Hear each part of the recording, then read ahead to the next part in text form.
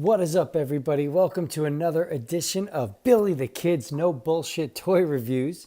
And today we are coming at you with a very special review. This is Perfect Effect DX06 Beast Gorira.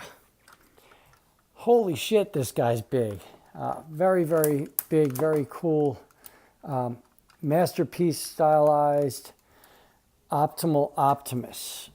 This is a first edition, so he has the looser thighs and the looser waist, but honestly that loose waist is no different than Takara's Masterpiece Megatron release, so I have absolutely no complaints there.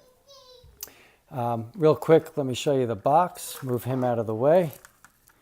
Box art's really cool, man. They got a picture of him in an attack mode, like he's flying after Dragon Megatron in the show. You've got his plane mode and his tanker mode.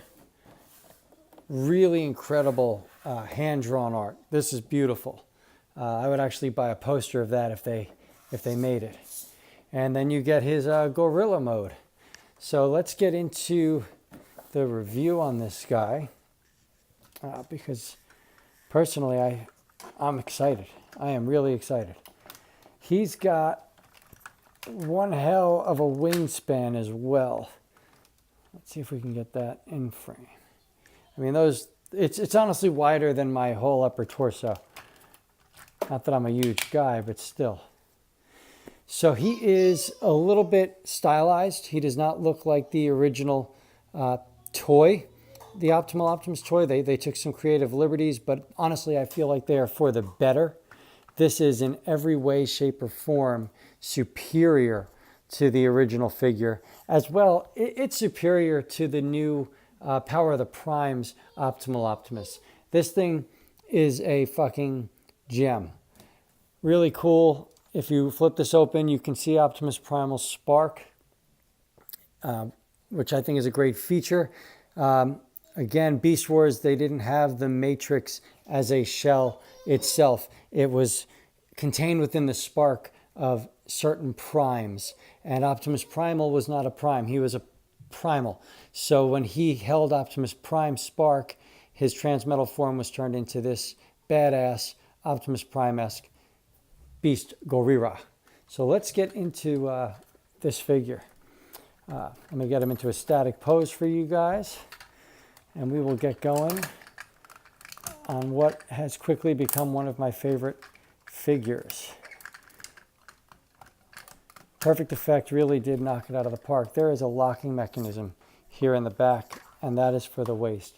So if you're into the look of the original toy, and obviously the show when he was in attack mode, his cannons flip right up, and they look pretty badass.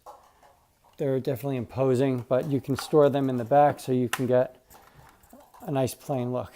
His head is on a ball joint, so full 360, lots of up and down motion, a lot of personality here. There's a lot, and I mean there is a lot of stuff going on here at the shoulders. So I'm going to try my best to show you what you get out of this. You get a full 360 degrees at the shoulder here.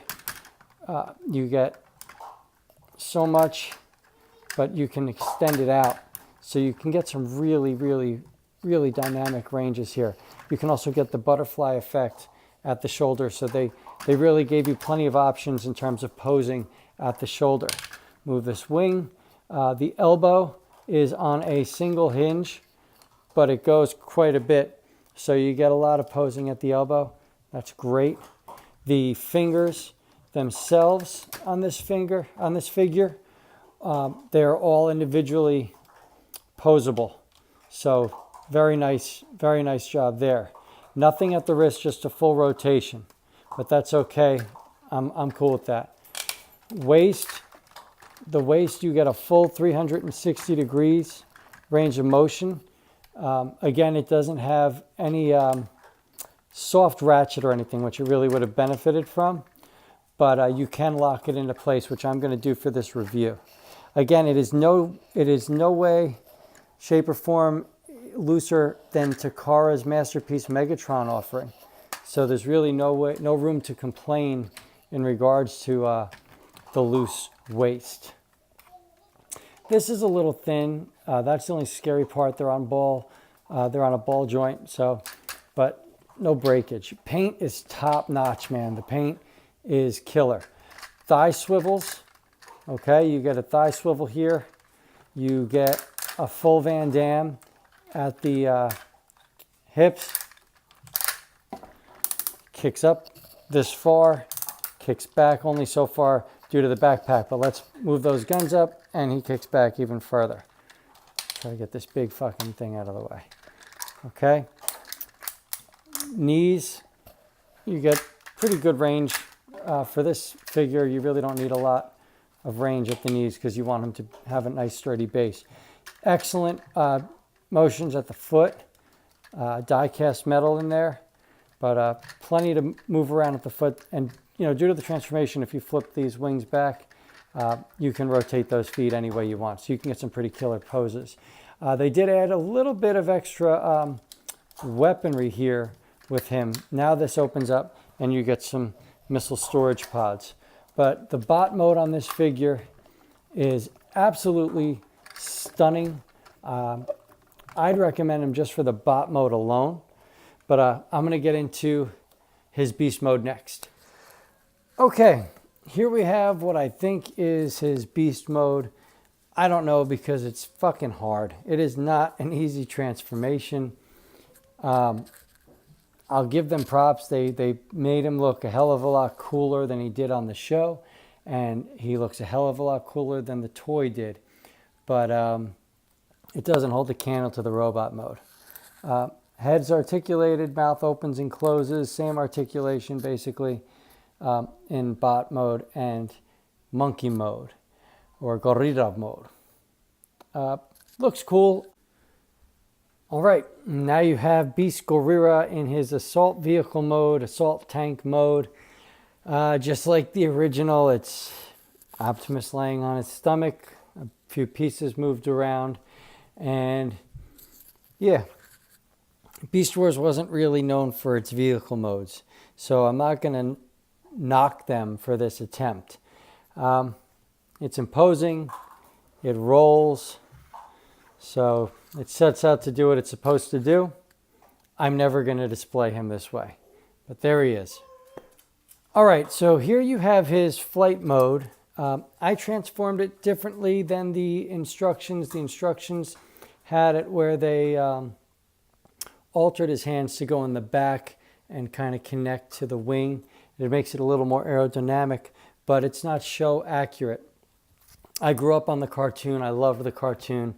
So I'm happy that I'm able to put him in a show accurate flight mode. His wingspan is impressive. I mean, it's off my video camera's range. He's huge. Really kick-ass in flight mode. Looks just like the show, and I'm cool with that. So that's what you get out of that. I enjoy it. I recommend it for this mode as well. You could have this thing hanging from fishing string, flying in for the kill. But I highly doubt you guys are buying this guy for the flight mode or the assault mode. But either way, both modes are very nice. All right, so now we have him back in bot mode. This is the standout mode. This is stylized. It is beautiful. It is the perfect Optimal Optimus. I did forget to mention he comes with his blaster that he came with in the original Optimal Optimus figure. It's molded in a darker color, not the orange that the original came with. He has pegs on this gun on both sides, just like all other Masterpiece figures that he can hold in either hand. Make him a righty, make him a lefty, whatever makes you happy. They fit right in these peg slots.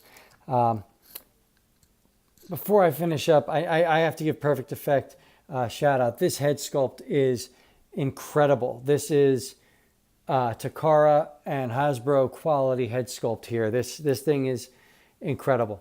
I got mine at Big Tin Robot Toys and Collectibles. You can check out the link below.